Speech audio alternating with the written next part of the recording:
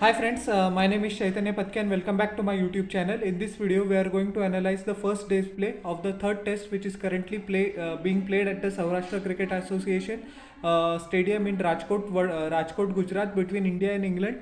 And it was a day which started off very poorly for Team India. At one stage, we were 33 for 3. But after a magnificent partnership of 204 runs between the local boy Ravindra Jadeja as well as the Indian captain Rohit Sharma, who both went on to score magnificent centuries, as well as Sarfaraz Khan blistering 63.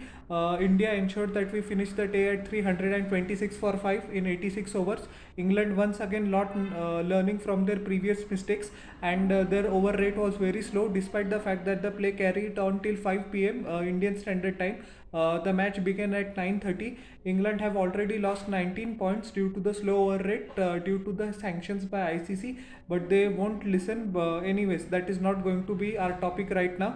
But England will suffer once if they win some matches in England, and if some they don't qualify for the top two places when the ICC World WTC final going to take place in 2025. Due to some points, they will reflect on their poor run rate. So 326 for 5. Yashasvi Jaiswal was undone by a brilliant delivery from Mark Wood, who came into the playing 11 in this game. Magnificent bowling. He took the 3 wickets for England, and he effected a run out of Sarfaraz Khan as well, which broke the hearts of millions of Indians who wanted Sarfaraz to score a memorable debut 100, but it wasn't to be. But anyways, I'll come to that later.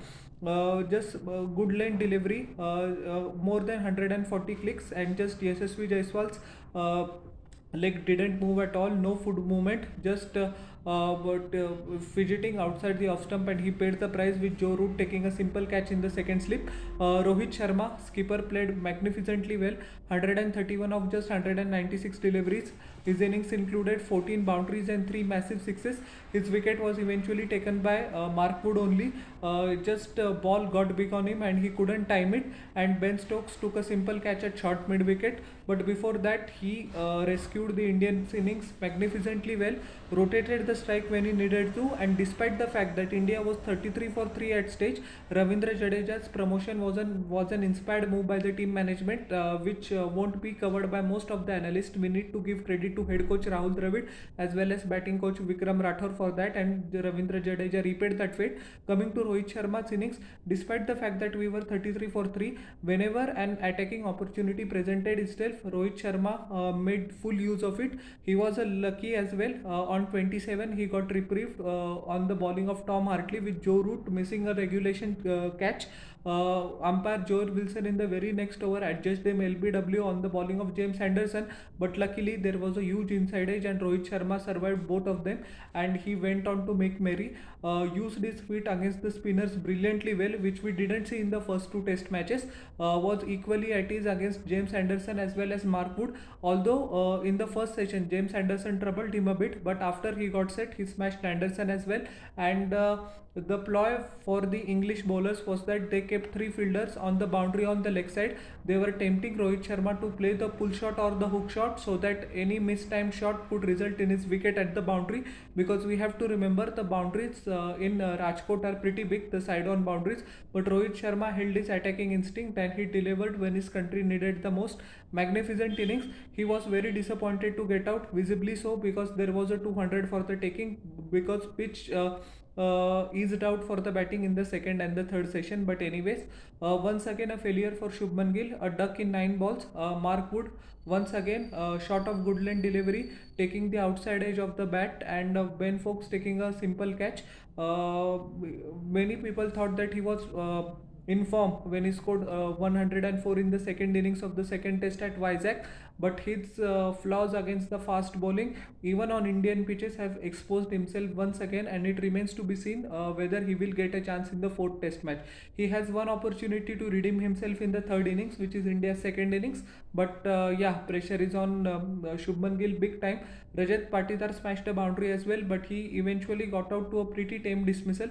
The ball stopped a little bit and came onto the bat. Rajat Patidar played a half-hearted shot and a simple catch of the bowling of Tom Hartley at short cover to Ben Duggett. But after it The third wicket fell. Alarm bells started ringing in the Indian fans' mind as well as the dressing room. But Sir Jadeja in his hometown, where he actually has hit a triple hundred in the Ranji Trophy, along with a double hundred and hundreds as well. His average on this ground is more than 100, and he showed why he's one of the most important players in world cricket, especially in the Test format at the moment. 110 not out of 212 deliveries, two massive sixes along with 9 boundaries, and he rotated the strike pretty well, complimented Rohit Sharma. Both of them know each other's game inside out, didn't panic when the chips were down, and played his one of the best and most memorable innings on his home ground. It was his fourth Test 100. Rohit Sharma earlier became the oldest Indian batsman to score a Test century at 36 years old and 291 days. He went past the record of the late great Mr. Vijay Hazare, who ironically scored the century against England only. His age was 36 years and 278 in 1951. So that was long time ago. And Rohit Sharma in the process also became the fourth largest or the fourth highest, I beg your pardon, run scorer in international cricket, surpassing the former India captain and the former BCCI president Sourav Ganguly in the process. So congratulations to Rohit Sharma for a huge achievement, but that milestones are a byproduct. He turned up when he needed, when India needed him the most, and yeah, it was mentioned by most of the cricket analysts as well. Jadeja also used his feet well against the spinners, was equally at ease against Mark Wood as well as James Anderson, who he has a history.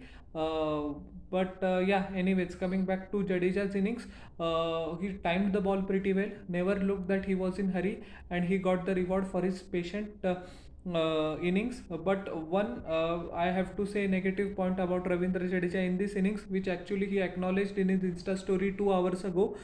He said that he's feeling bad for Sarfaraz Khan at the rate 97. It was my wrong call, and well played to Sarfaraz Khan, because Sarfaraz Khan an eternity he waited. His wife and his father was also at the ground, and we all expected the manner in he was single-handedly taking down the English spinners, including Tom Hartley, Rehan Ahmed as well as Joe Root over mid-wicket, playing straight drives, played sweep shots, played slog sweeps, lofted shots that his 100 was of the taking, and he could have even gone on to score more than 100. But Ravindra Jadeja's indecision, because when Jadeja was on 99 and Sarfaraz Khan was on 62, cost Sarfaraz Khan. Once again, Mark Wood turning the tide for England with a pretty easy throw, I would say, but he was in the mix whenever England took wicket today. Millions of heart broke today, and it was the mistake of Ravindra Jadeja. Captain Rohit Sharma actually responded by throwing his cap in anguish in the dressing room, but he played pretty well.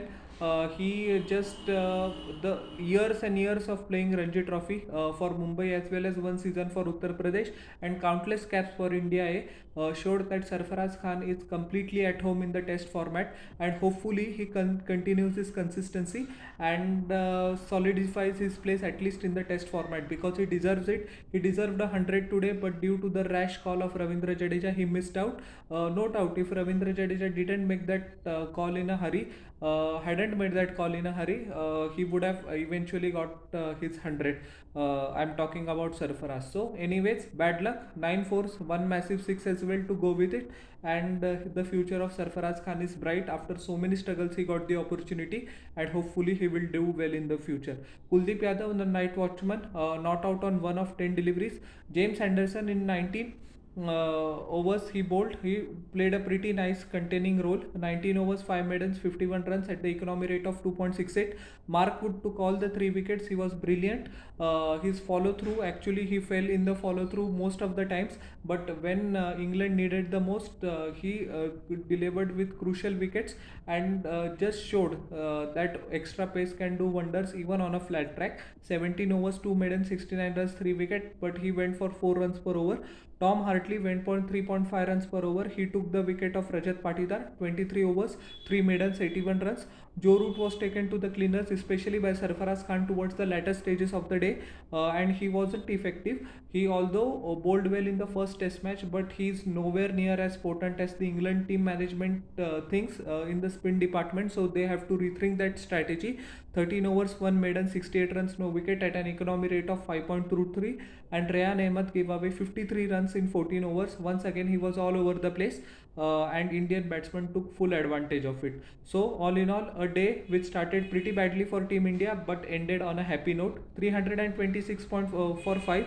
Hopefully we will reach 450, but Ravindra Jadeja needs to be there right until the end, and then we will be in the driver's seat of the test match. So how did you like my analysis of the first day's play? Please tell me in the comment section below, and don't forget to like, share and subscribe to my channel and press the bell icon for further notifications. We'll meet in the next video. Till then everyone, bye. Thank you.